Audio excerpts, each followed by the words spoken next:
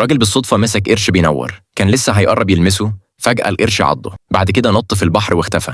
لما الراجل فاق اتفاجئ إنه بقى يقدر يشوف مشاهد من قاع البحر، وكمان اكتشف إنه يقدر يتحكم في القرش بعقله. بالنسخة دي من القرش بقى يقدر يمسك أي حاجة في البحر براحته. فأمر القرش إنه يمسك تونة. في اللحظة اللي بعدها التونة طارت ووقعت على الشط، الراجل حضنها بفرحة. السمكة دي لوحدها كانت كفيلة تكسبه فلوس حلوة. بعد كده الراجل راح سوق السمك، الصيادين التانيين سخروا منه وقالوا أكيد دي سمكة ميتة لاقيها على الشط. في اللحظة دي ست غنية قربت منهم. من أول نظرة عرفت إن دي نوع نادر من التونة، اشتريتها فوراً بسعر عالي. الراجل استلم الفلوس وهو مبسوط. بعدها الست الغنية طلعت كارت شخصي وقالت إنها هتعمل وليمة خلال كام يوم، ولو الراجل قدر يوفر لها صيد تاني هتشتريه بأسعار أعلى من السوق. بعد ما سمع الكلام ده الراجل خلى القرش المزدوج يصطاد في البحر وهو قاعد مستمتع بحياته على الشط. في أقل من دقيقة القرش مسك سمكة قاروص صفرا كبيرة. بالليل الراجل رجع البيت وطلب من أمه تطبخ السمكة.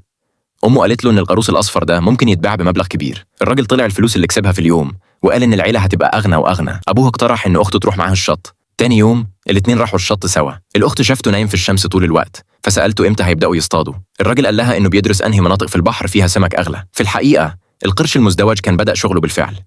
بعد شوية سمكة كبيرة طارت ووقعت على الشط. الراجل نادى بسرعة على أخته عشان تساعده يشيل السمكة. الأخت اتفاجئت جدا، ما كانتش متوقعة إنهم ما يعملوش حاجة والسمك يجي لحد الشط لوحده. بعد كده الراجل راح سوق التجارة تاني ولقي الست الغنية مستنياه، لكن لما شافت إن في الجردل سمكة قاروص صفرا واحدة بس المساعد قال إن الست محتاجة على الأقل 10 سمكات. الراجل كلم أخته وبعد شوية وصلت عربية تروسيكل. المساعد اتصدم تماما من العربية المليانة مأكولات بحرية.